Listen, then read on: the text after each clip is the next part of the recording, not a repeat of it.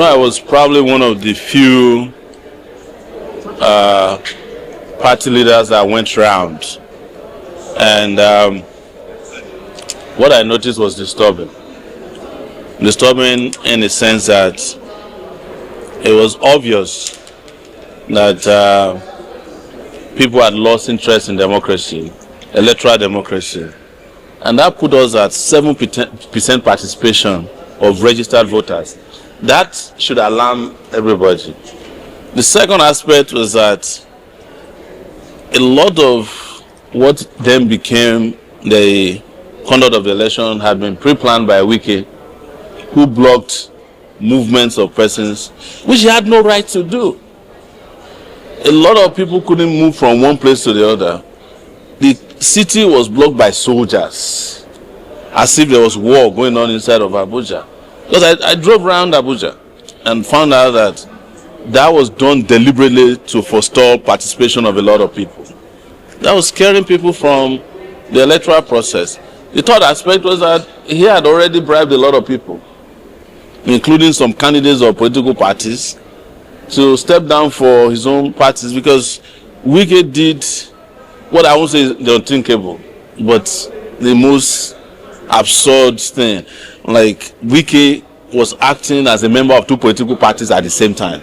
And he was using the resources of the Federal Capital Territory to engage in manipulation of the election. And this was seen transparently by everyone. So, as for INEC failed, the new INEC chairman failed in his first assignment, which was supposed to be the transmission of election results electronically from the polling units. They transmitted later in the evening, because I was refreshing the IRF. I don't think any results were transmitted until 7 p.m. And the election had effectively ended by 4 p.m. across the FCT. So INEC failed in that regard, and I'm not surprised. And of course, you've seen that some of the results that were transmitted had already been mutilated, manipulated. You saw that. So, and this will help those people who are overconfident about even election transmission of results, that election by themselves cannot kick these people out of power. Sir, how will you describe the activities of the security operatives during the election process? Because there's a scenario that happened live in Abuja, which I was able to capture, whereby a civil defense officers and police officer came to where people were voting, shoot their gas and gun, and count away election results where APC reduced. So how will you? Well, that's exactly what I'm saying. You are preaching to the choir. I told you I went around the city and I saw that the security agents who were supposed to be neutral were working for Wike.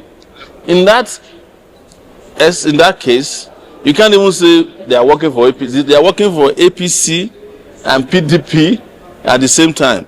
I also heard that Wike had interest in some other political parties. It depends on who the candidate he was supporting was. He was an octopus in this election. And the security agents were given to him to do whatever he wanted to do with them. And they acted, as you said, you captured it. It wasn't me that captured it, it was media that captured it. You found them just behaving recklessly and with impunity in the FCT election. And they are jubilating as if they won an election, whereas they just got the people really upset.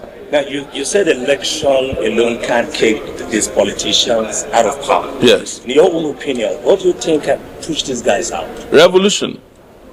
I have never minced words about it.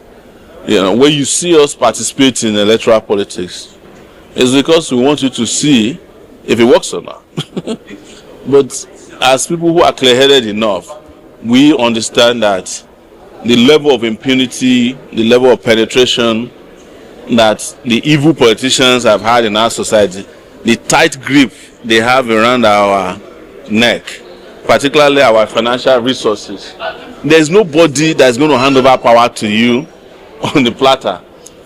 People who have no jobs but are doing well.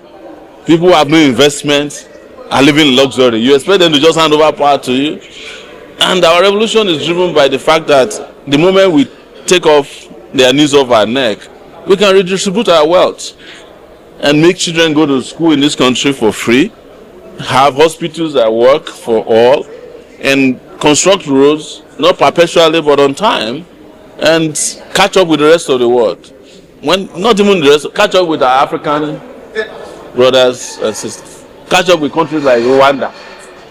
Yeah, you know. Now going back to what we saw in this era council's election in the FCT, what is your projection ahead of 2027? I have made it very clear that, just as I said in 2023, they are not planning an election. They are planning a selection. But the difference this time is that Tinubu doesn't want to rig the election the way they rigged in 2020. That was too brazen. So they want to rig before.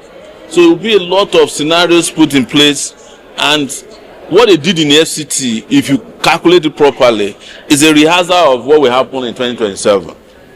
So that they will minimize participation, bribe as many people as possible, empower the security agencies to go nuts and crazy, and ultimately capture power the way they captured in 2023.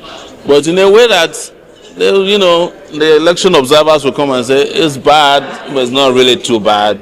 So what's your call to Nigerians? Just be ready for a revolution. I have never it's everybody else that hasn't caught up with me.